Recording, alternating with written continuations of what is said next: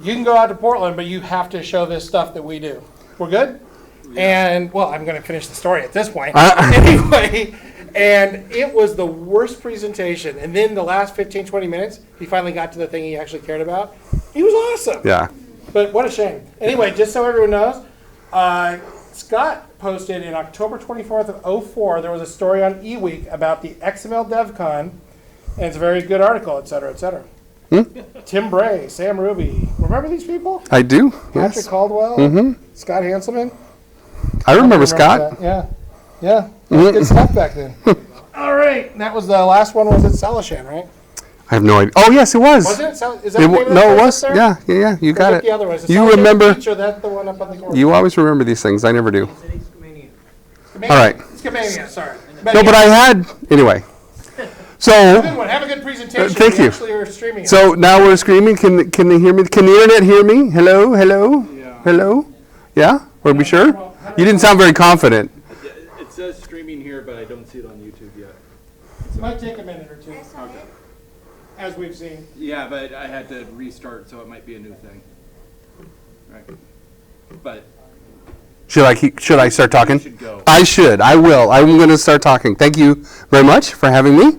My name is Chris Sells, and I am a product manager at Google. Specifically, I'm responsible for the developer experience of Flutter. And because you are in this talk from now until the end of time, you should feel free to send me an email and ask me any question you like, and I will happily answer you, no matter what the question is. You are very likely to get I don't know as well as anything else, but I will always answer. So you're happy to send me an email. And that's me on Twitter too. Okay. So you might wonder, what the heck is this Flutter thing? Just to let you know, no .NET code will be harmed during this presentation. There's no .NET. I'm a huge fan of .NET Core, huge fan of C#. I was a C# developer for 20 years, big fan. But we're not going to talk about that today. What we're going to talk about is Flutter. And what is Flutter? Flutter is a UI toolkit which aims to help developers quickly build high quality and high performance native apps across multiple platforms. And I put in the emphasis there because there are several important parts of that sentence that we're all going to see by way of a demo. I'm already tired of the slides. So let's write some code. Does anyone have any objections? Good.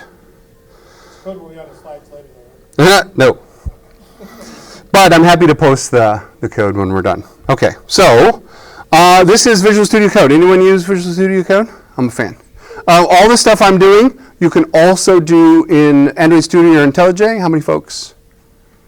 One or two. Mostly Visual Studio Code folks. Not surprised. All right, so let's build, let's see, let's call it PDX Fun. Anyone see that font? That's super tiny. Let's see, Flutter, new project, PDX Fun. I'll crank up the font here in a second. This is perfect.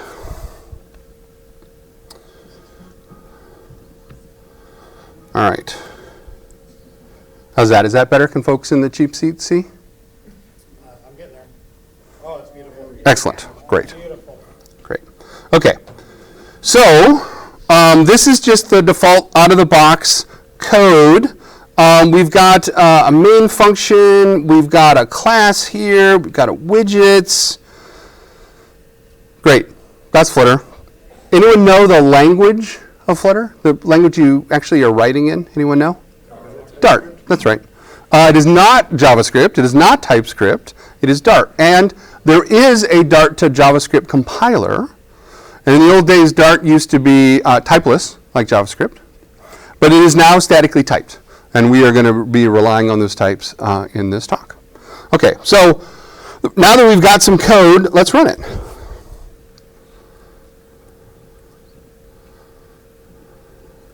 And what we're going to do is run it. Let's see. I've got a little iPhone emulator right here.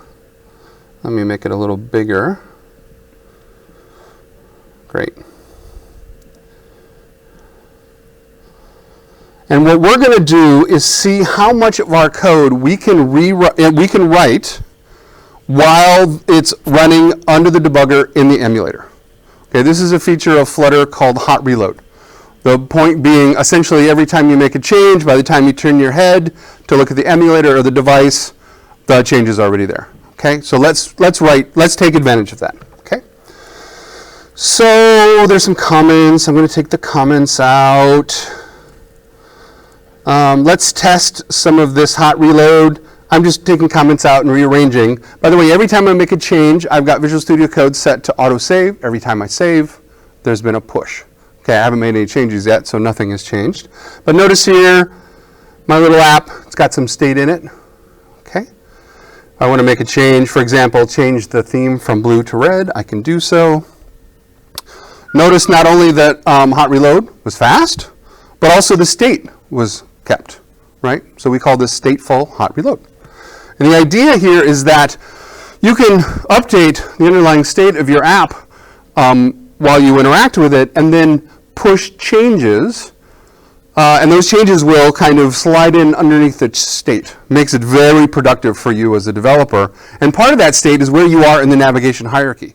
So if you're 6 screens in, you make a change, the state is kept right where you are in the navigation hierarchy. So you can work on wherever you happen to be in the app while you're there. Great. So most of the rest of this I don't want. So I'm going to rip it out. Notice that when there's an error, it's going to tell you about it, which is great. So let's go and fix that error. The next important thing is this build method. In fact, going way up to the app here, notice our app is a widget. It happens to be something called a stateless widget, meaning it doesn't have any state that when it changes causes the widget to re-render. Okay, that's as opposed to a stateful widget, which, as you'll see, when you change the state of a stateful widget, you can tell the widget and it will re-render. And the idea is that you tell Flutter what your widget hierarchy looks like and where all the data goes and what all the parameters are and everything you declare hierarchy of widgets all the way down. It's all widgets all the way down. Then, when the state changes, Flutter will figure out where in the tree that data is affected, redraw all of that, and then go and do like a virtual DOM diff.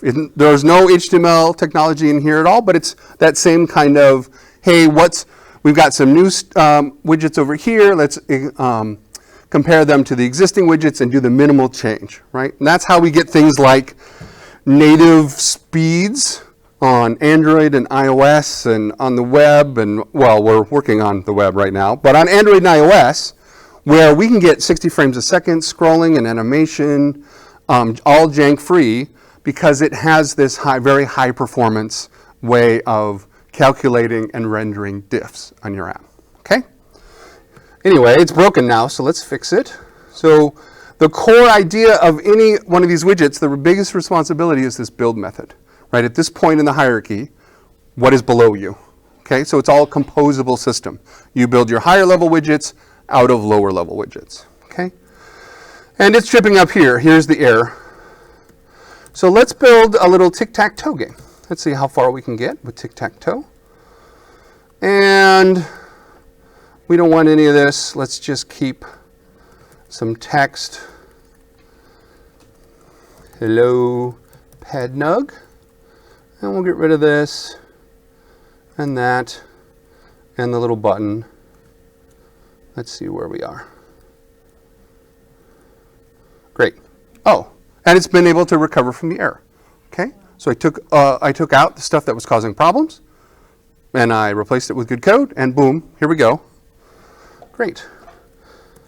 And notice when I make changes, what I'm doing that causes the reformatting is I'm just saving the file. So a manual save, it's always automatically saving, which is pushing the changes, but a manual save will cause a reformat, and the reformat, there's that one true way to write your dark code when you're doing Flutter. That's what the formatter is doing. So you don't have to have those fights. It's just formatted away. Okay, great. Now, my guess is nobody in the cheap seats can see that. So let's make that a little bigger. Style. And we want to change the font size, and let's make it super big. So even the old guys that have been here for 15 years can see it. Okay? Yeah, I see you, Rich. Great. Thanks. Okay. So, any web developers, past or present? Yeah, a lot of folks. This looks pretty familiar, right? I have a widget, right? I just set its style. I bundled up some parameters. Gosh, that looks a lot like HTML. And in fact, Flutter came from some members of the Chrome team who looked at their implementation of WebKit, which was their web renderer, which turned into, they forked it into another engine. And then they looked at that and they went, wow, there's a lot going on here. There's 20 years of legacy of HTML. And we've got all this stuff in our code to make any web page we've ever seen or has ever been created render properly. Okay? What happens if we take all that out? What kind of a performance gain can we get? The answer is a ton, right? We're talking about order of magnitude or more, depending on what kind of stuff you're doing in terms of performance. And they said, well, okay, this is a pretty cool engine, but it's now worthless because it doesn't render the web. What if we put the nicest possible programmer API on it, right? That's Flutter, okay? The result of that is Flutter. Okay, great. So you'll see a lot of, webby stuff in it because it was built by webby people. Okay, great. So if we're building tic-tac-toe, we know we want things like, we want things like X's and O's, all right? So there's our first X. And then we actually want rows and columns of these X's and O's. So let's take this widget, and we're going to do command period or control period. And we have a little menu built in here that does all kinds of amazing things. One of the things it does is say, hey, I actually want multiple rows and columns, so I'm going to wrap this text widget in a column. And I'm going to go, great, now I want 3 of these. Perfect. Now we've got 3 rows. What do you put in columns? You put rows. Okay. Well, what do I want here? I want to now wrap this in a row. Great. Okay, we're getting somewhere. Now we've got this code. Just like we want. We've got rows and columns. Except it's not spread across the screen the way we like. So the trick here is to say, oh, I want this to be expanded. And expanded says, give me as much room as you can. Now, right now, I've only got one thing that's expanded and 2 things that aren't. Let me make it more even. And now we've got 3 things that are expanded. And I can do the exact same thing with the rows.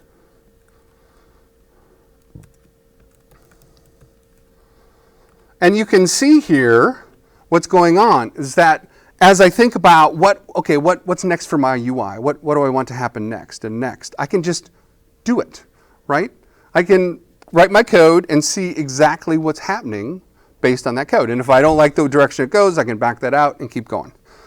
Now, one of the things you'll notice is I've already started to duplicate code all over. I don't like that, so I'm going to get rid of this.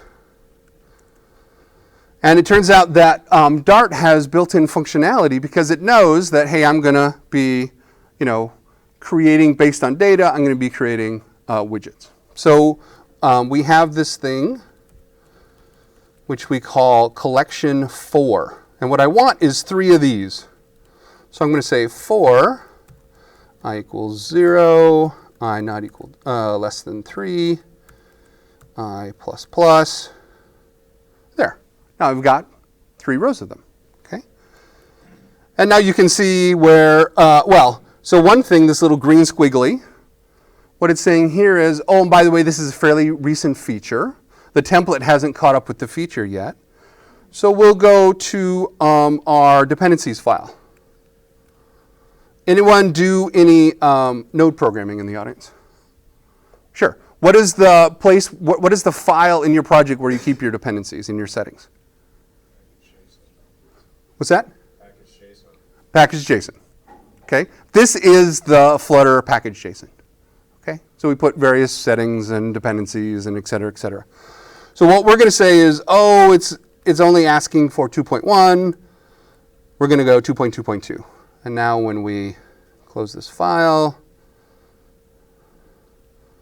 yeah, the little green squiggly's gone away. So now we're using the right SDK. We're guaranteed to be getting the right SDK. Great.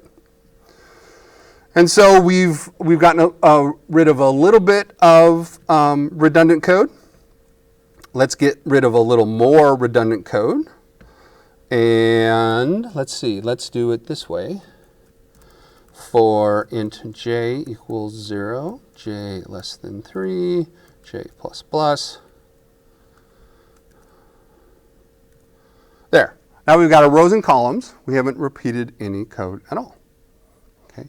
Now, lots of times, what we want is to take, there's a bunch of stuff that has to go in here, right? I mean, obviously, we're not ready for this to be the full game yet, right? So lots of times what you want to do is you get pretty deep in the hierarchy and you think, oh gosh, I really want, another widget here. I want to go and do some development and, otherwise you get, well, this is, the declarative UI layout kind of version of callback hell, right? When you get, that Christmas tree of all your components off onto the right-hand side, right? So what we're going to do is we're going to take this and we're going to refactor it into its own widget. And we'll just call it cell. That'll be a cell of our game, and it'll hold moves. And let's pass in an x here. And it's going to say, oh, I don't know anything about x, so I'll add the required parameter. Now it knows that it takes in a string. That doesn't help us here. We've hard-coded the x, so what we have to do is stick it into a string. We'll call that move. And then Dart has this super handy, so I could write this code. I could write this.move equals s. But that is code that we write so often, and even the compiler doesn't like it. Because, notice this is stateless. This is final. This is const. Right? These aren't things that can change. So we have to set the variables as soon as possible. And in this particular case, the compiler is happy if we do this. If we say this.move. Right? This is the equivalent of saying I have an input parameter of type string called move, and it writes the code to copy the constructor parameter into a member variable. So I don't have to write that code. Okay? That code we write over and over and over. It's just taken care of by the compiler. Great. So now we come back over here and we say move. And during this whole time that I've been doing this, the screen on the right hasn't changed. So how do we know that we're actually doing something? Let's change it so that we have, let's see, we want j plus I times 3, because it's going to go 0 through 8. Folks can check my math. We will turn that into a string. I got it right. Okay? So that is, we have been changing as we've been going. Great. Okay. So that's pretty cool. Is that enough? Do we like where let's imagine these were X's and O's. Do we like it in the lower left-hand corner? I don't. I really wish these were centered. So let me go and center the text. And that one happens so often that it's just in the menu. So now all our text is centered in the little areas. Except we can't really even see the little areas. What we'd like to do, well, remember tic-tac-toe, right? You've got the areas where the X's and O goes, and then you've got the lines. Now, normally in a UI toolkit, you might start thinking about, okay, we've got these 9 areas. We'll do some borders, and we'll be clever about borders. So this one over here will draw this border, and this one in the middle will draw those borders, and this one over here. I don't want to do any of that. I just want to do like I did when I was 7. I want to draw the lines, okay? So let's just draw the lines. We can do that by going into our hierarchy and say, well, right now, the game board consists of this column and the rows and all the cells, okay? At that same level, and it's taking up the whole screen, or the whole area below the toolbar, okay, the app bar, okay? That same area I want to use to draw my lines, okay? So what I'm going to do is I'm going to add here another widget called Custom Paint. And by default, it doesn't do anything, right? But I can give it a class, a widget, that will do the painting for me. And I'll call it the Lines Painter. Okay? And there is no such class, so I'll just create one. So now here's my class, Lines Painter. Now it's not quite done. It needs to extend Custom Painter. Great. And now the compiler is complaining about another thing, and what it's compiling about is, whoops, well, here's the little quick fix. It says you're missing 2 overrides. Okay? So I'll say, okay, great, give them to me. And there's 2 of them. The easy one is should repaint. And this is an optimization, right? If you would like to, notice when the state changes or doesn't change in your painter and decide when you should paint or not repaint, you can do all that, okay? For the purposes of this, we'll just say, yes, please, repaint me. Do the right thing, okay? Great. By the way, you'll also notice this other thing. Has anyone done this in C#? I love the syntax, right? If you've got one line, just do it, right? No return, no nothing, just, take this. This is wonderful. You can do the exact same thing in the build methods, by the way, right? So if I wanted to, I could go here, because all I'm really doing is a single return function to create my widgets. So I'll go here, here, boom. Doesn't make any bit of difference, except makes me happier. So that's why I do it. In general, that's why I do Flutter. It makes me happy. Okay, great. So now I've got the hard part. I want to draw the lines. Great. To do that, I need something called a paint. Okay, and all UI toolkits that allow you to do custom drawing have the same 2 abstractions.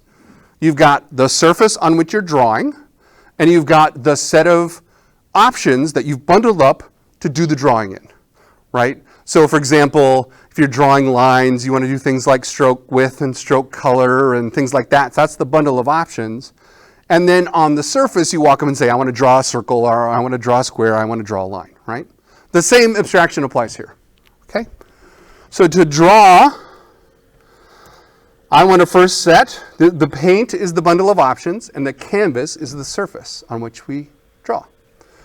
And I just want to set stroke width to something reasonable that's going to go with my font size, okay? Now, as a trick, how many people are fans of the C# initialization syntax? Right, where you can just, create a thing and then pass in new things, and you can set all the properties along the way in the children, and it's wonderful, it's fabulous. In fact, a lot of what we do in the build method is that, right? I'm creating a thing, and the constructor of that, I'm creating other things, and well, in this particular case, Dart has another syntax, this double dot, right? I'm not passing arguments to the constructor. What I'm doing is calling methods and setting properties, okay? So the paint can just have all of this stuff. It doesn't have to have, specific properties and members or getters and setters and blah, blah, blah if it doesn't want to. It can just say, and it doesn't have to take everything as a constructor argument, which is nice. I can just say, I want to set it. And by the way, if there's multiple things I wanted to set, I could keep going. Right? If I wanted to say, stroke cap equals, et cetera, right? I can keep going. Okay, great. All right, now that we've got the paint, we want to draw something. So we want to say canvas dot draw line, and it's going to take what you'd expect, 2 points, and then the bundle of options, right? So that's with the bundle of options. Great. What about the 2 points? Well, remember, we're doing 2 vertical lines, 2 horizontal lines. We care about the size. And of course, can the size change? This is a trick question. Can the size change for my full screen iOS app. Can the size change at all? There's one no. Why is he wrong? Rotation. Exactly right, rotation. Right? Plus, of course, Flutter runs on platforms where the windows are in fact resizable dynamically. Right? They'll run on an iPad Pro, which does splitting, and the sizes of the windows can be dynamic. It runs on a Chromebook, where you can just have top-level windows and they're resizable. Okay? So Flutter has to know about that. So of course it'll do that when there's a rotation or an otherwise size change, it's going to come back around and call paint again. So we can't just hard code it in. Okay? That's all right. We'll just say our dx is size.width divided by 3, and our dy is size.height divided by 3. And then based on dx and dy, we'll draw some lines. And these points, do a little bit of hover, are actually offsets. So if we did, for example, 0, 0 to dx, dy, I don't have any idea if that's right or not, but notice on the right, the line is drawn. Okay? This is the world's best way to get your custom painting done. Right? I can just kind of hack on this code until it works, which I love. So I think I want to start at 0 from my x. I want to draw a horizontal line. And I want to end up at 0 for my x, because it's going to be horizontal. And I want to start at dy, and I think I want to end at dy times 3. Is that right? No? Y is 0. X is what you're expecting. So the origin is in the upper left. As x goes up, you go to the right. As x goes up, I go to the right. So you want your x to be higher from 0 to the screen width. You want y to be 0. No, no, no. Y is... Oh, you're right. You're right. The offset, like past whatever. Where are you when I'm writing my code at my house? I need you. Is it that? No. 0 because you wanted to start a third of the way across the screen. So What's our dy? No, no. The second was always some version of dx. Or the second one's always dy. There, it's times 3. Nope. 3 times dx. Ah! 3 times dx. See, this is the reason that this interactive, you've just made my point about the wonder and beauty that is Flutter. Okay.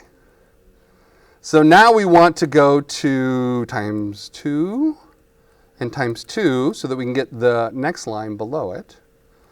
And I think if we just switch these, dx kind of 0.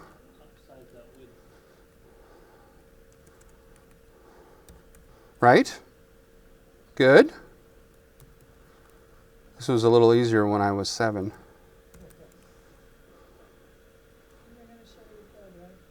All of this goes up. Wait, this is, hang on. No, this is times 2. There. And this is times 3. There. Oh! dx times 2 dy.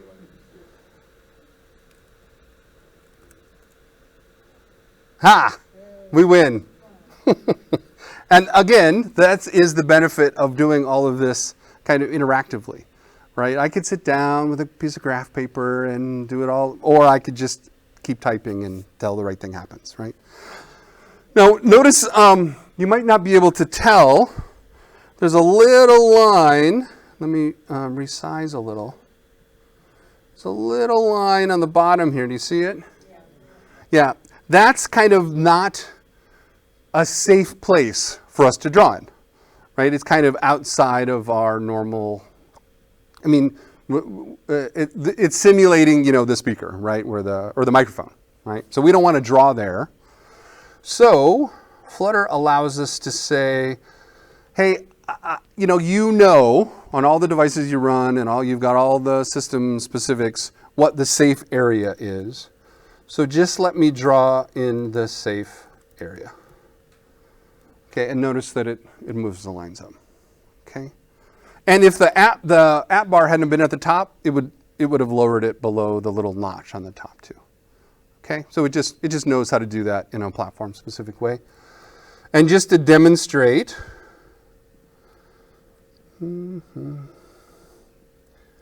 that there's the rotating too. See, I told you. Yeah, I didn't make that one. Slow clap. Yeah. Is the red like truly device independent? This will look exactly the same on like a large tablet. The question is the drawing truly device independent? I'll actually bring it up on other devices later, and we can see what that looks like. Excellent question. Okay. Yeah. The app bar across the top. Wait, I'm having trouble finding the. Thank you. The app bar across Yeah. the top. So not all of it is within the safe area. Can you put that so you don't have to upload the time and all of that? So you can put the safe area above that and put that. Do you know what I'm saying? So your question is, hey, what's the deal with the app bar? It's not, the whole thing isn't in the safe area. Actually, it is, but that color is actually provided by the OS. It looks at the dominant color and it throws it up. But if you didn't have the app bar and you didn't have the safe area, you can draw on every pixel that the device gives you. You have 100% control over every single pixel. Of course, the user's not going to see the ones under the notch or under the microphone, right? But you can draw them. Okay, great. All right, so now it's time to start, taking some moves, right? Some clicks. Hey, I want to do something when somebody does something. And for that to happen, we have to have some data that we change. You click on something, you put the X. You just click on something else, you put the Y. So now we're going to have some state. And we're going to say, hey, I would like a list of X's and O's. That will be my moves. And I want that to be fixed at 9. And I want a current player. And I'll make that X. X always goes first. Great. Now we do have to initialize this. This is all empty. And we want to still show our numbers to make sure we're drawing the right thing. You could put this in the constructor. The place you want to put it is in a method called InitState. And InitState is going to be called by Flutter before you're drawn, so you can do exactly this kind of thing, right? Or if you want to kick off some background process over the network or whatever you want to do. Although anyway, let me write this code. For int I equals 0, I less than 9, I plus plus. Moves I equals I to string. Oh, there we go. All right. And now let's make sure we're showing that. Instead of actually using this and to string, let's actually show moves. Okay. And we know we made a real change because look, we just broke it. And what's it saying? A non-null string must be provided to the text widget. Let me try a trick. God bless you. Somebody's allergic to Flutter? This is going to be a long talk for you, young man. So that error just happened because every once in a while, we have been, programming for 20 minutes on the same debug session, doing hot reload the whole time. Sometimes, occasionally, a random piece of gamma radiation screws up the VM, the Dart VM that we're using at debug time, and it does an error, and you're like, that doesn't make any sense. That's what hot restart means. Hot restart says, throw away all the state, start the app up from the beginning. Occasionally, hot reload doesn't work. That's what the hot restart is. Notice I didn't spend 30 seconds tearing it down and then starting it back up again with the build and deployment process for iOS. I just did, start over from the beginning. Much, much faster, okay? Occasionally you need to do that, not very often. Okay. But that's how we know that it's actually using this data, so that's great. So now we've got this data. What we want to do is take a keystroke, so when somebody pushes on one of these, we want to actually do something. Now, by default, the text doesn't have any notion of somebody pushes on it. And in fact, unless it's a button, which has an on pressed, most components don't. Most widgets don't. But still, you want to be able to randomly decide. I want to manage a tap. I want to manage a long tap. I want to, somebody's moving this way or that way, dragging. You want to be able to handle random input on random widgets. And because Flutter on purpose tries to keep everything to be as small as possible and as single purpose as possible so that they're easy to compose, as you might imagine, being able to capture a tap is also a separate thing. And it is. It's something called a gesture detector. Okay. Look at all this. If I put the commas in, that gets a little more information in terms of formatting, okay, which is handy. All right. So we have a gesture detector. So when somebody pushes on one of the text things, we want to know about it. And so we'll handle the on tap. Well, what do? We want to stick in the current player, right? Wherever they click, we want to stick in the current player and move it to the next player, right? Well, we can't change the move here. What we want to do, remember, the way Flutter works is, this is where the state lives.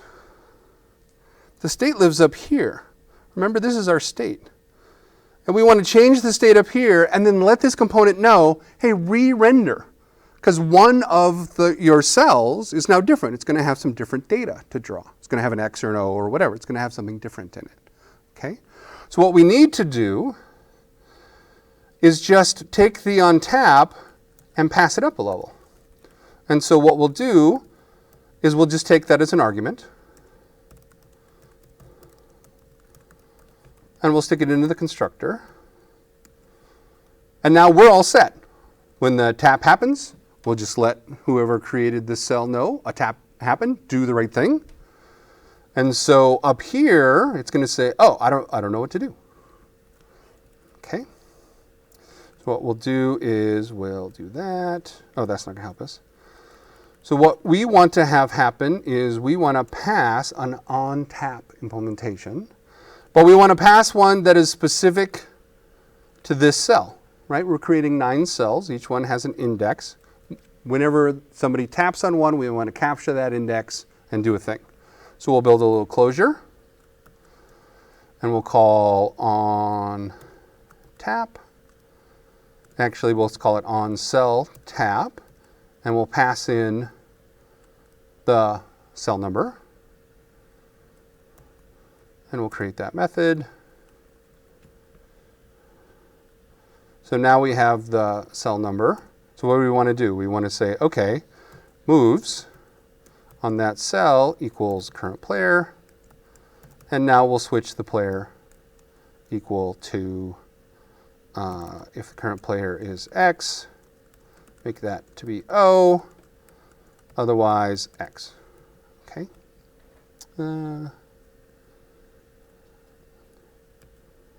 Equal. There we go.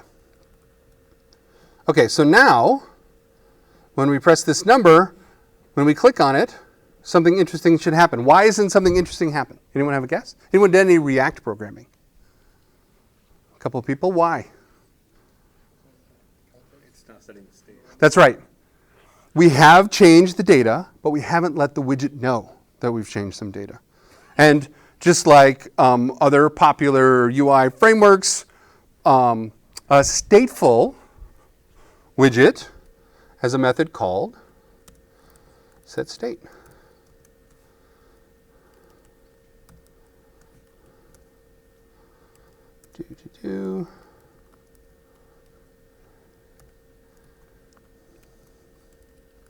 There.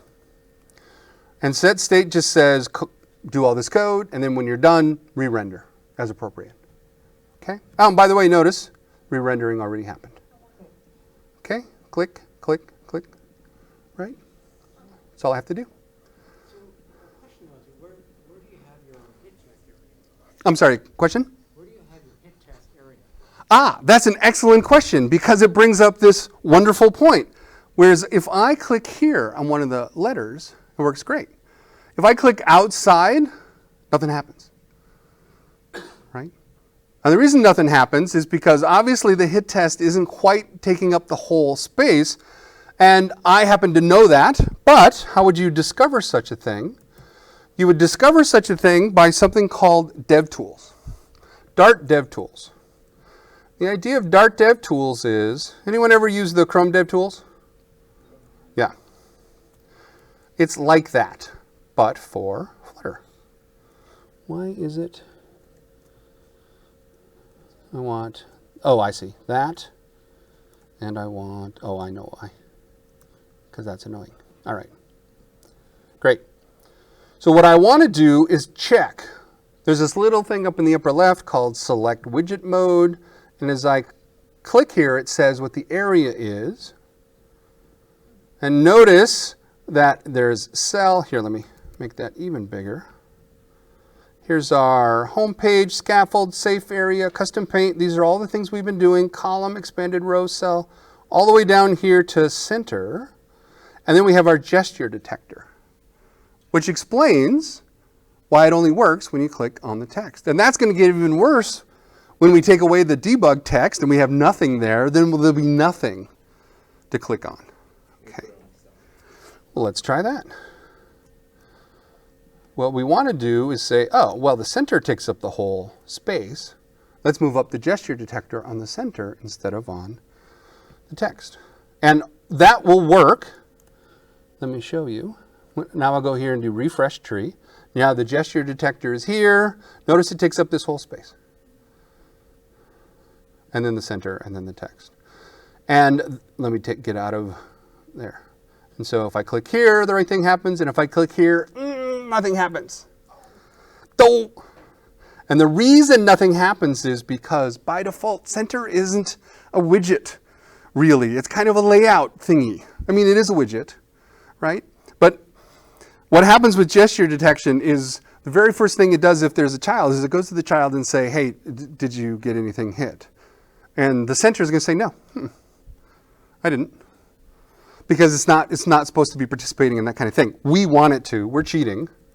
So that's right. We can override that and say behavior, hit test behavior, opaque, which says actually if somebody clicks on you, be clickable.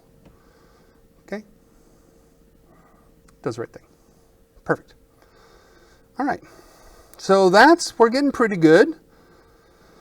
Now, I get confused. I can't tell who the current player is. So let me add a little bit of UI here. I want to say text. It's current player's turn. Notice I'm using variable expansion inside the string. I can do the exact same thing with arbitrary expressions if I wrap it in a little braces, although because I'm not doing arbitrary expressions, it's going to give me a warning that says you don't need to do that. But notice way down at the bottom here, let me make it bigger. Style, text, font, size. Nope, sorry. Style, font, size. Let's do 32. Oh.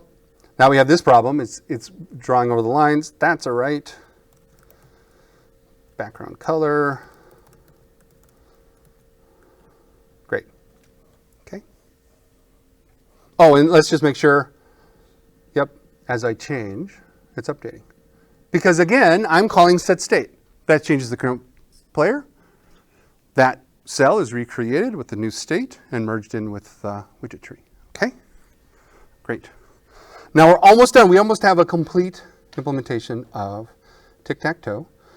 Let me throw in some logic here, because what we really want to do is, hey, after we do that, if game over, we want to throw up a text box, right? Hey, X1, Y1, tie game, something like that, right? So I've got a little bit of logic that I'll throw up here. I'll put it. So it gives me a game over property, a game tie, and a game won. And all it does is it does the stuff, right? It figures out if there's a winner, if there's any spots left, if you're at a cat game, etc. Okay, great.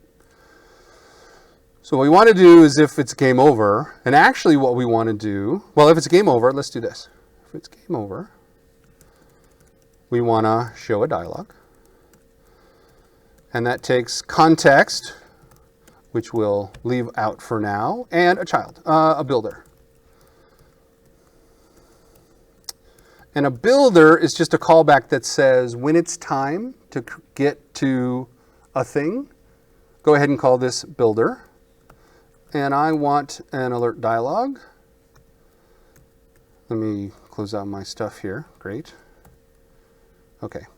And the alert dialog I want has a title that says, let's see, if game won, then, actually I want ternary. Then I want to say, who? Current player? Won? Or I want to say, otherwise it must be a tie game. If the game's over at this point, it must be a tie game. So I'll just say tie game. And that should do it. There. Did I run out of... Oh, yeah. Except what I want is text. It's a widget.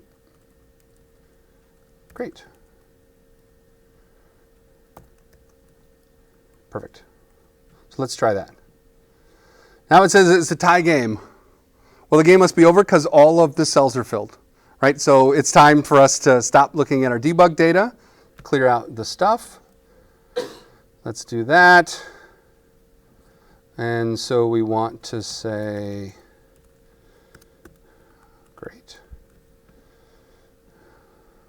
Uh-oh. And when the game is over, we actually want to reset the game, right? Clear all the cells out. We already have code to do that. So let's just refactor that code. Is the game really over? 6 and 8 are filled in, even though they're not X's and O's. Oh. That's right. And we want to reset the first player too. Great. All right. Well, we have to actually call the function we just created. Init game.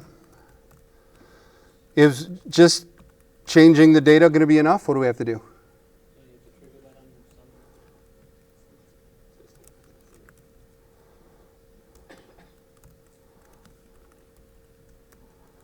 Great. There we go. Excellent. God bless you. Tie game. Oh, but I can't look. I can't check to see if it was a tie game or not because it's already been reset. The reason it's been reset is because show dialog is asynchronous. We actually want to do wait.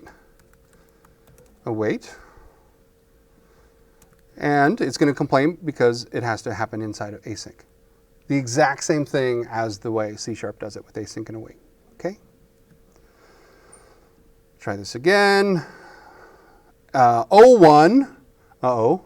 We have a logic error because we're changing the current player even if the game is over. So what we want to do is say if not, let's do it down here. If not game over, then set state. And return. And then we'll get rid of this. By the way, as I make these logic changes, you don't see me like shutting down the app and restarting the app, right? I keep right on going. Okay, it says it's a tie game.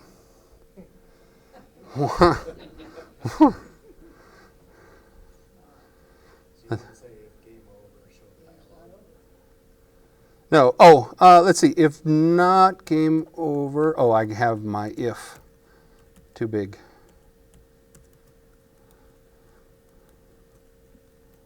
There it is.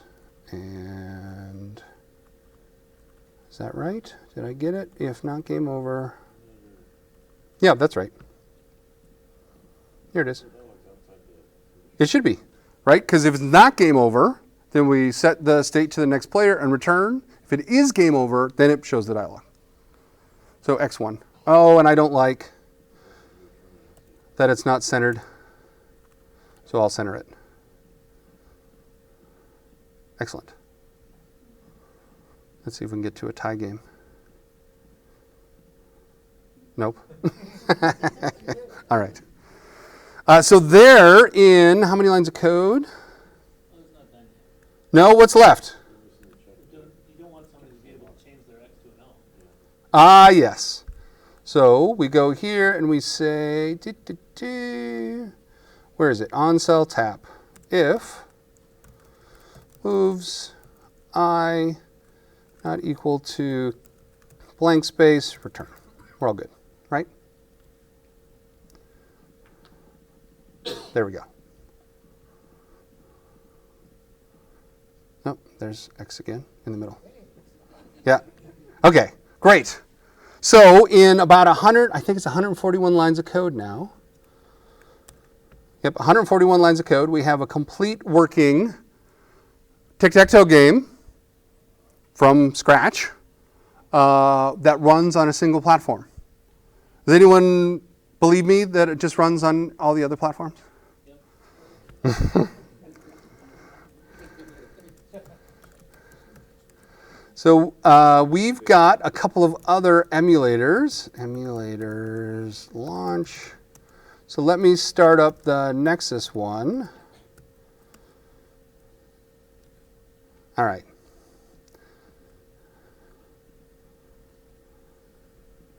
All right. I'm supposed to be at a Flutter for Developers talk, by the way, just so you know. All right, let's make this a little bigger. So now let's run this here. Flutter run -d, and we'll run it on our Android emulator. Oh, except we have to be in the right folder, which is PDX fun. Excellent. Flutter run -d. Okay, that's going to take a second. So let's open up.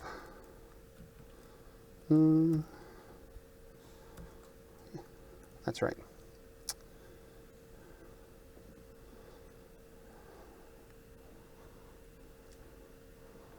All right, so that was Flutter. Did anyone like anything they saw? Was any of it any good? Interesting? Fun? Okay.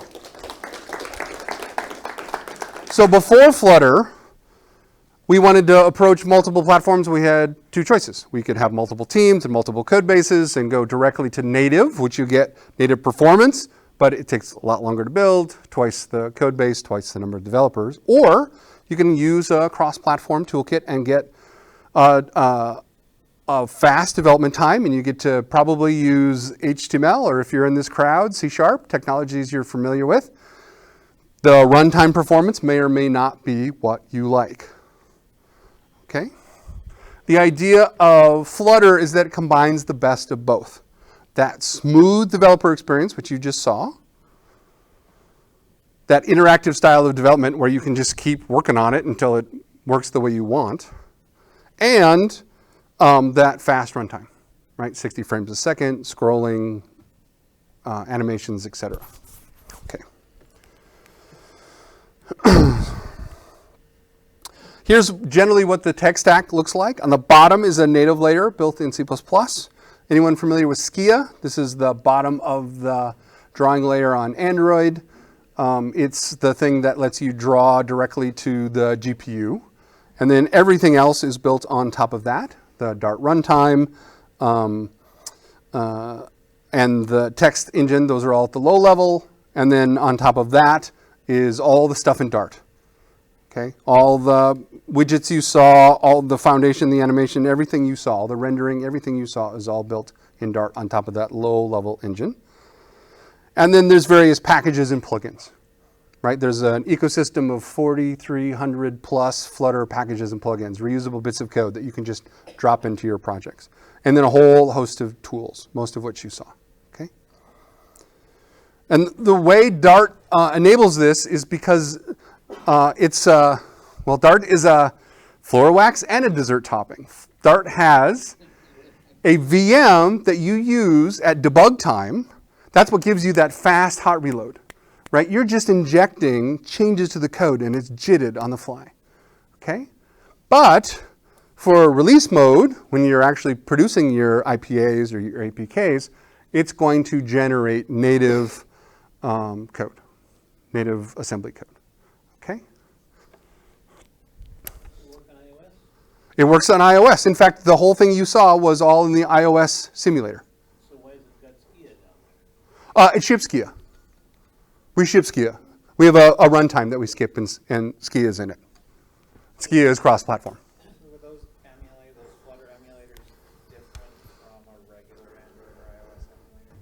No, those were, good question. Are the simulators and emulators that I showed you, was I doing something special? No. That was the out-of-the-box, you install Xcode, you get the iOS simulator. And likewise with the emulator that I just started up, the Nexus 5 emulator, you install Android Studio out of the box, that's the one you get, nothing special. So when you ran them from like your Flutter CLI, that was just tool chains? Yeah, when we actually noticed there was no command line way to start those things, so we built it into the Flutter CLI. Yeah, question? I see generational garbage collection. Is that something everybody knows, or is that an term? Actually, good question. The generational garbage collection is actually the very popular, very commonly used way to do garbage collection in Flutter. In the world.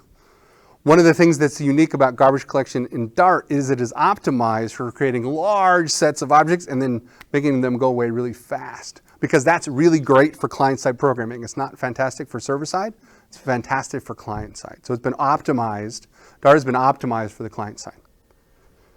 Yeah? When you're creating these cross-platform apps, does that query specific device capabilities of the device you're targeting? Like is there a built-in camera, available, or is there Bluetooth available, connectivity available for the device? Good question. The question was, hey, how do I know what the underlying native device can do? And the answer is, you can write native code. And in fact, in your Flutter apps, you can always back down to native code. So the way that works is through something called platform channels, where you form up a message in Dart in your Flutter code, and you send it down a channel, and then you have native implementations that catch those messages and call whatever native APIs they want. So if you want to say, hey, does this phone have a camera? Then you can send a message, and then the native code can look. I'm on Android. What does that mean? What APIs do I use to figure out if I have a camera or not? Oh, I'm on iOS. Oh, I'm on the desktop. What does that mean to figure out if I have? So you can always back down to native code. The 4,300 packages and plugins that are Flutter specific in our package manager are, a bunch of them are plugins. Plugins are Dart code mixed with native code. So the idea is there's this ecosystem of people that have already solved a bunch of these problems to interface down to the native layer. And you can just take those reusable hunks of code and drop them in and never actually have to run or write native code. But you always can. You can always drop down in native code, always. We saw the declarative layout. We laid things out as kind of, hey, I want a text, I want an app bar, I want a column, I want a row, and then we let Flutter figure it out. Okay, that's what declarative means. We saw a bunch of the widgets. We have two widget sets built into Flutter today. One is the most complete implementation of the material design that you will see in any framework. We work very closely with the material team to make sure that we have great support for material and all the knobs and bells and whistles and styling and theming and all of that stuff you can do in material, you can do in Flutter. Okay? We also have a large number of the iOS widgets as well. Okay, so if you want it to look like a radio button on iOS, you have that widget. Okay? All right. We saw it was reactive. You make changes to the data. That lets the widget know, time to re-render. The framework comes around, calls the build methods on the right things, gathers up the components, applies the changes. Boom, right? That's what reactive means. You saw that. Okay, we already talked about how it's multi-platform. How does it support multi-platform from a how do you call native code point of view, right? You can always do that, platform channels.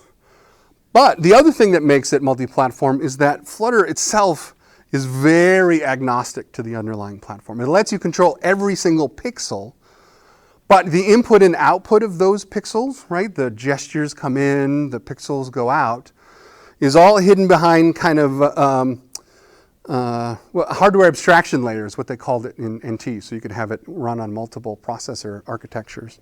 In Flutter, it's called the embedding API. So we have an embedding API implementation for Android and iOS, and those are in full production, and we recommend that you use them. They're ready. In fact, we just released our latest stable version today, 1.7. It's our 4th stable release. And we also have experimental implementations of the embedding API for web, for 3 desktop platforms, Linux, Mac, Windows. Okay? And the community has built one for Raspberry Pi. Right? So if you want, you can make Flutter run wherever you like. Okay? Personally, I would like to see Flutter run on my car radio. All right. I mentioned the rich ecosystems of packages and plugins, including well-known things like the WebView, Google Maps, Firebase, and Square if you want to accept payments.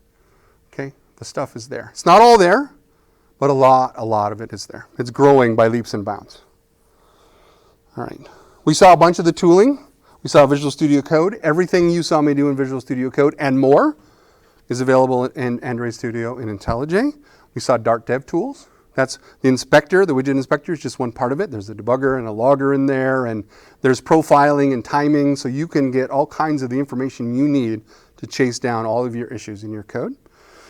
And we have close partnerships with third-party developers like CodeMagic, that is CI/CD for Flutter. So you make a check-in to your code on the right branch in your GitHub repo, and it takes it all the way through the build and the test and even deploy to the stores at the end if you want to.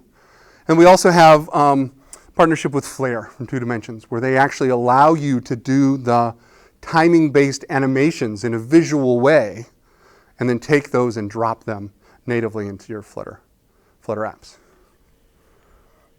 All right. And if you don't like our IDEs, or you're a VI person or an Emacs person or whatever you want to do, that's fine. Everything you saw me do in the IDEs, you can do from the command line as well. I mentioned a little bit about the number of Flutter packages and plugins. Flutter itself is all 100% open source.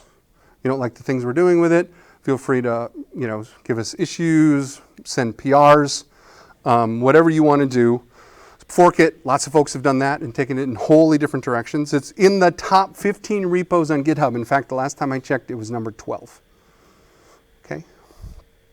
More than 400 plus contributors worldwide. Hundreds of thousands of developers building apps that already serve millions of users. If you haven't heard of it, you're missing out. Although I'm biased. Okay. Say that again? I'm missing your question. Why is it a BSD license? Oh, the question is, why is it a BSD license? We like the BSD license. We found that to fit our needs. So that's why we use it. We think it's a pretty good license. It's not viral, right? It's not one of the viral licenses, so we like it. Okay. Recent LinkedIn survey said nice things about Flutter. Recent Stack Overflow survey said nice things about Flutter. All right. So if you want to do Flutter today, you go to flutter.dev and you can get started. Let's see. Oh, look at that. There's Android. That's cool. All right. Let's see if... Oh, I did it from Flutter run. So now let's see. Let's go up here and make a change. Make this blue. This one is running from before, and then this one I ran from the command line. and it hasn't changed. And the reason is from the command line, let me make that bigger. From the command line, you have to actually tell it, oh, R. There's a reload. Okay, all the stuff you can do from the IDE. Anyone interested in seeing this work on desktop? Yeah, all right. Let's see how hard it is to make that work. So remember, the goal here is, hey, how do I have the single app code that runs everywhere? Well, both desktop and web support are very experimental. The web is far ahead of desktop. We just released it in its preview state, but you can at I/O in May. But you can use both of them. Help yourself. Here, there's a little bit of goo code you have to stick in. It still works on mobile, but you have to do this if you want it to work for desktop and web. It's just some voodoo magic that sets some environmental settings. But now that I've done that, I can say flutter run -d. Almost. I can almost do that. I have to tell you a little bit about how this works first. So if I do this,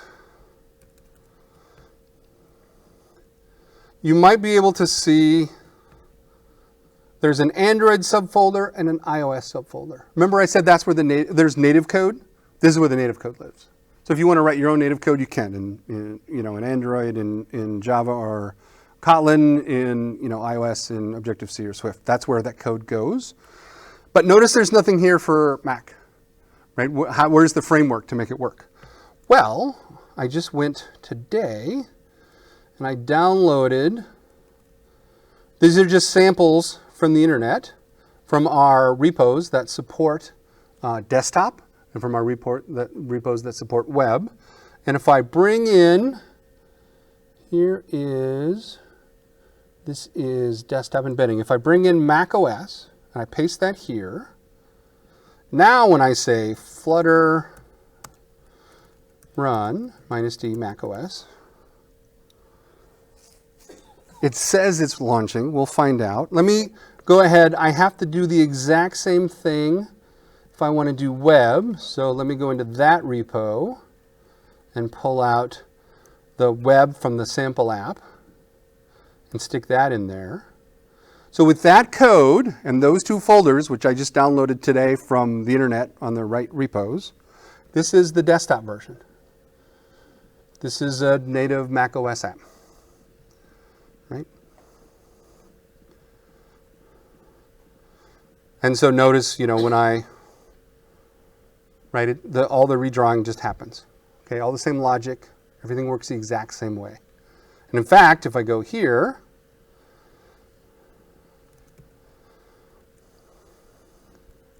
and I press reload, right, the exact same thing, all works. Okay, all the same tools, all the same everything. Okay, great. How about web? I can't show you Windows Desktop on the Mac. If I had a Windows box, I could show you the Windows Desktop, but I couldn't show you Mac. So they both work. Mac is further along, but Windows is coming as well, and Linux. Okay. So let's do the exact same thing. Flutter run -device Chrome. See if I can make that work. Here today, we only support running in Chrome.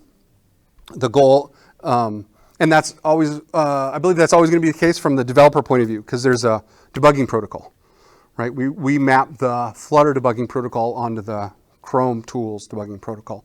But in terms of runtime and deployment, we have plans for a wide range of browsers. It does. The name of the folder does matter. We look at that folder by convention, so that's where we look. It's called web. It is, and that's where we look, even though the device name is Chrome. Yep. Good question. How does this work? This is actually using, anyone here heard of Angular Dart? Okay, Dart has been around for 10 years, maybe a little less, supporting our internal development. We've first had it kind of be dynamically bound. Now it's statically bound. It is how we build a bunch of the ad stuff internally that you see on the web. We use Angular Dart to build a bunch of that. That's Dart. That Dart compiler, that back end, is called Dart to JS. We take the Dart code and we generate highly optimized JavaScript code.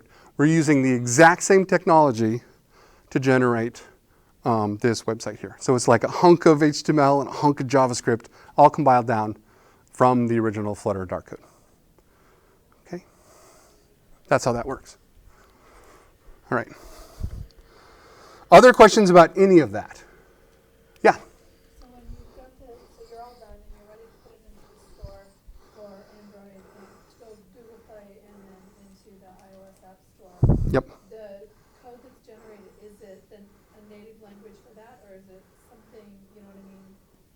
Like if you were to go into Xcode and look at it there, will you see the translated code from Dart? Good question.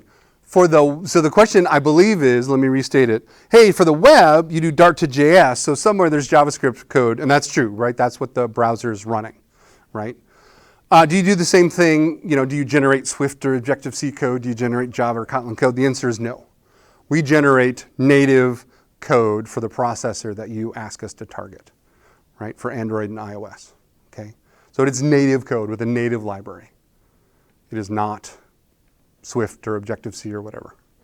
Yeah, good question. I write my user interface in Flutter, but talk to some services using Google Protobufs or gRPC. Sure. How difficult is that mapping? Is there a Flutter compile? Can I compile the protos to Flutter, or do I have to do all that in C? Good question. We, as you know, gRPC is huge inside of Google, and of course also very popular outside of Google as an optimized way to get to resources over the network. We have had to spend a bunch of time making sure that gRPC, the client side for Dart, not for Flutter, but for Dart, is very well done, and we have. So for internal apps, Flutter is used a great deal internally. I don't know if you saw this, for example, from the May I/O, but for example, the assistant team is using Flutter to build screens for some of its smart displays. Okay, so that's all gRPC. So we have to make sure it's highly optimized.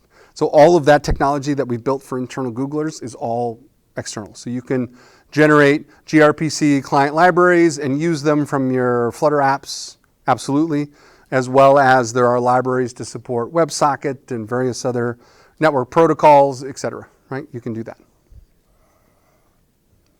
Other questions? Yeah.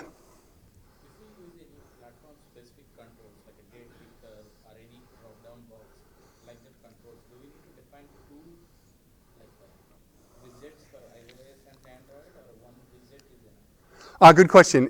What you're saying is, I think what you're saying is, hey, I already have some native widgets that I like. I want to reuse them in my Flutter app. There's two ways you might, let me expand that question a little bit. There's two ways you might want to do interop between Flutter and native mobile code. One is, hey, I've got this giant Android app or giant iOS app. You're Alibaba, and you've been building it for years, right? You want to build new stuff in Flutter because you like Flutter, and you only have to build it once and it works in both places. For that, we have something called Add to App, which is still under development, but very far down the line, right? Where you can actually essentially treat Flutter or widget as a view in Android and whatever the equivalent is in iOS. But it's hard, right? It's not because you're kind of jamming together two things, but you can do it, absolutely. If you wanted to write Flutter and stick it into your existing native apps, you absolutely can. Likewise, we have something called platform views, which is, hey, I have this view in Android that I'd really like to stick into my Flutter app. That's how we built the Google Maps widget. That's how we built the, web view widget. These are using platform views, where these are existing widgets that have all kinds of wonderful functionality that we want to keep, that you can drop into your existing Flutter apps. You can do both. So is a Google Map widget that you can use Flutter? Good question. Is there a Google Map widget? Yes, there is. And in fact, to see the set of widgets, you can go to pub.dev, which is where we keep our Dart package manager, including Flutter. right? So for example, if I say web view, here's web view Flutter, right? This is hosting the web view inside your Flutter app. And that's whatever the native web view is. If it's on iOS, it's the iOS one. If it's on Android, it's the Android one. Likewise, if you want to do Google Maps, here's Google Maps Flutter. And then this is how you configure it and drop it into your app. But this is the native Google Maps components on Android and iOS. Okay? And if you want to do things like Firebase, there's a full set of Firebase libraries as well. Square. Oh, Square has their SDK available externally. What was the other one I was talking about? I can't remember. Oh, somebody asked about gRPC. So here's the Dart implementation of gRPC. Okay? Yeah, question. Can you say anything about a roadmap?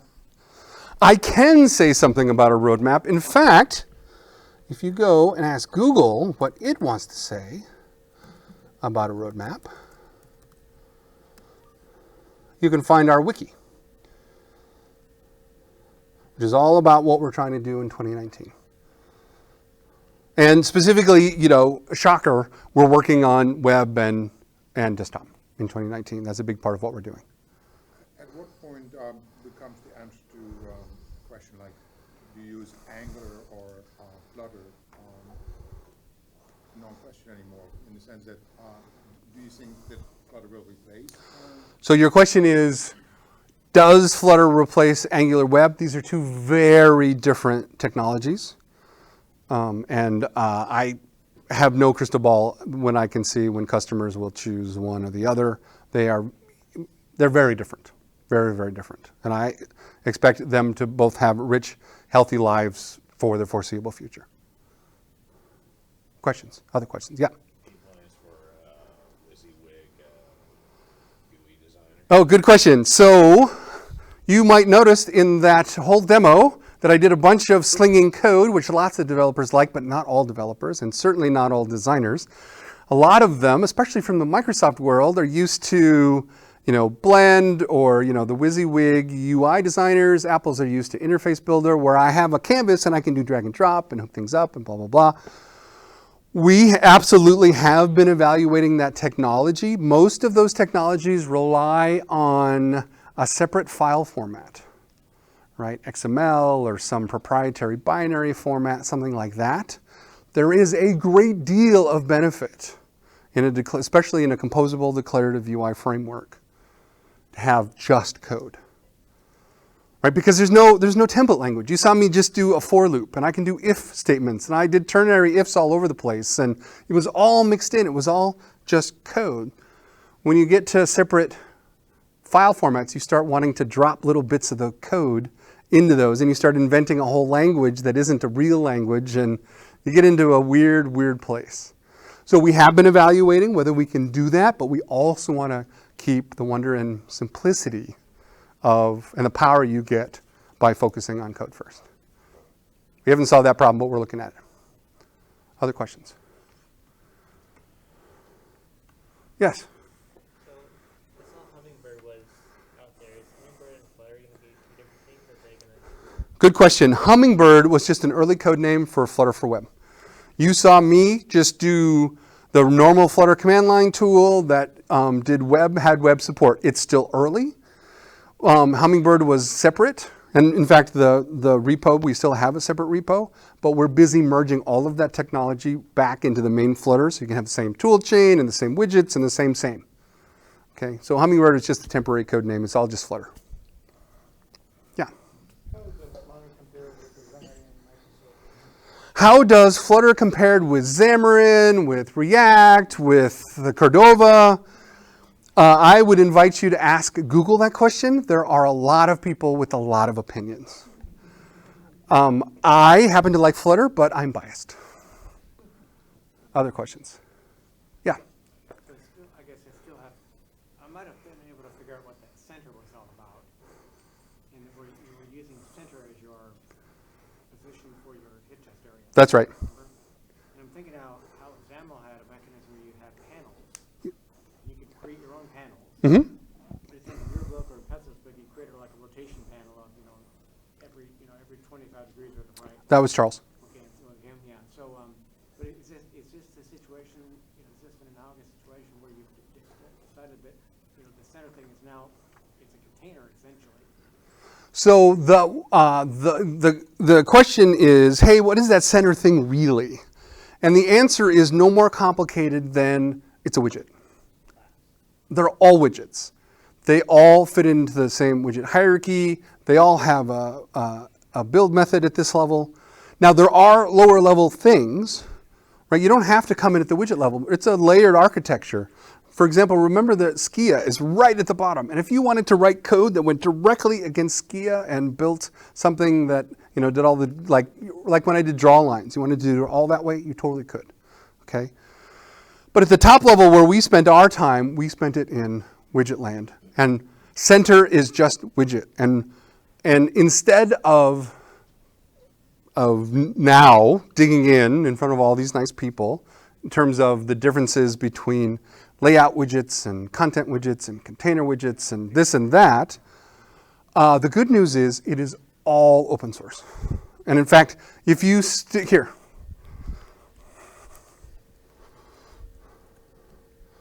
let's find one of those center thingies. Where was it? Where was it? Here it is.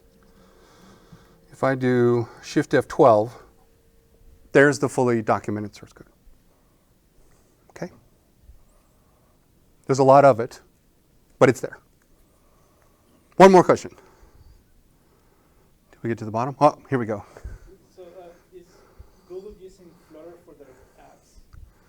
Oh, maybe I should have said 0 more questions. Wow, that's a big one. The question was, how do I like my eggs? No. The question was, is Google using Flutter for its apps? The short answer is yes, but not all of them.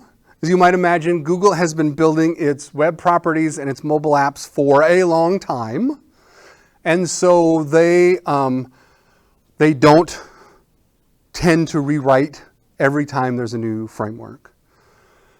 Instead, what happens is we're getting new apps, a lot of new apps that are coming up, or some important existing apps that want some of the benefits we offer. And again, the assistant was building smart displays before Flutter came along, and they really like Flutter, so they're moving their stuff to Flutter.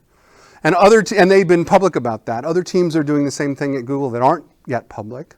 And other teams are building brand new apps in Flutter that aren't yet public. Okay? But yes, internally, Flutter is very important at Google and is used at Google.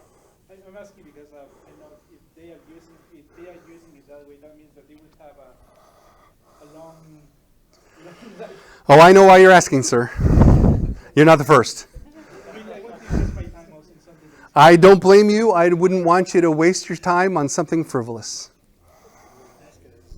Is this like Silverlight? Oh, sorry, sir. I've already had my last question. I would love to dig into the Flutter versus Silverlight. Perhaps we do that over a beer. What do you say? Thanks very much, everyone, for your time.